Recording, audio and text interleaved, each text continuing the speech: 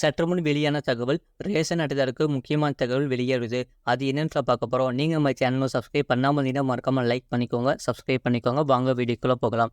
Ration அட்டைதாரர்களுக்கு விநியோகிப்பதற்காக துவரம்பருப்பு, palm oil ஆகியவற்றை விரைவாக கொள்முதல் செய்ய தமிழ்நாடு அரசு டெண்டர் கோரியுள்ளது. அடுத்த 2 மாதங்களுக்கு தேவையான 4 கோடி பாமாயில் பாக்கெட்கள், 40,000 மெட்ரிக் டன் துவரம்பருப்பு ஆகியவற்றை கொள்முதல் செய்ய தமிழ்நாடு அரசு முடிவு செய்து டெண்டர் கோரியுள்ளது. தமிழ்நாட்டில் 2,21,00,000 குடும்ப அட்டைதாரர்கள் உள்ளனர். இவர்களில் 1,90,00,000 குடும்ப அட்டைதாரர்கள் மாதந்தோறும் ரேஷன் கடைகளில் அத்தியாவசிய பொருட்களை பெற்று வருகின்றனர். ஏழை எளிய மக்களின் நலனை கருத்தில் கொண்டு தமிழ்நாடு அரசு அரிசியை இலவசமாகவும், சர்க்கரை, பருப்பு, கோதுமை உள்ளிட்ட பொருட்களை மலிவு விலையிலும் வழங்கி வருகிறது.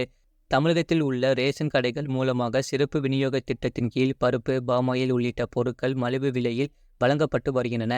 இவற்றை அரசு வெளிச்சந்தையில் அதிக விலைக்கு வாங்கி ரேஷன் கடைகள் மூலமாக மக்களுக்கு மானியத்தில் குறைந்த விலையில் அளிக்கிறது. இந்நிலையில் அடுத்த 2 மாதங்களுக்கு தேவையான பாமாயில், துவரம்பருப்பை கொள்முதல் செய்ய தமிழ்நாடு நுகர்பொருள் வாணிப கழகம் டெண்டர் கோரியுள்ளது. பாமாயில், துவரம்பருப்பு கொள்முதல் டெண்டருக்கு ஆவணங்களை சமர்ப்பிக்க வரும் 27ஆம் தேதி கடைசி நாள் என்று தமிழக அரசு அறிவித்துள்ளது. ஏப்ரல், மே மாதங்களில் தேர்தல் நடத்தை விதிகள் அமலில் இருந்தபோது ரேஷன் கடைகளில் துவரம்பருப்பு, பாமாயில் பொதுமக்களுக்கு கிடைக்கவில்லை.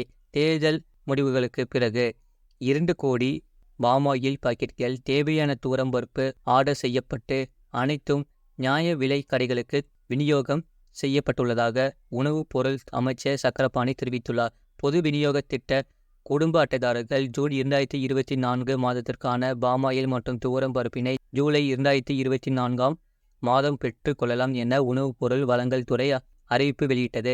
அதன்படி இந்த மாதம் பெரும்பாலான ரேஷன் அட்டைதாரர்கள் ரேஷன் கடைகளில் பொருட்களை பெற்றனர். தற்போது ரேஷன் கடையில் பருப்பு, பாமாயில் தடையின்றி விநியோகிக்கும் வகையில் கொள்முதல் செய்ய டெண்டர் கோரி நடவடிக்கை எடுக்கப்பட்டுள்ளது. பொது விநியோக திட்டத்தில் பருப்பு, பாமாயில் விநியோகம் நிறுத்தப்பட உள்ளதாக தகவல் பரவிய நிலையில் தற்போது துவரம்பருப்பு, பாமாயில் கொள்முதல் செய்ய டெண்டர் வெளியிடப்பட்டுள்ளது. பொதுமக்களுக்கு தேவையான பாமாயில் மற்றும் துவரம்பருப்பு ஆகியவை தேவையான அளவில் இருப்பில் வைத்து கொள்ளும் அளவிற்கு டெண்டர் விடப்பட்டுள்ளதாகவும், பாமாயில் மற்றும் துவரம்பருப்பு வழங்குவதை நிறுத்துவதற்கு தமிழக அரசிடம் எந்த திட்டமும் இல்லை என தமிழ்நாடு உணவு வழங்கல் பாதுகாப்புத்துறை தெரிவித்துள்ளது.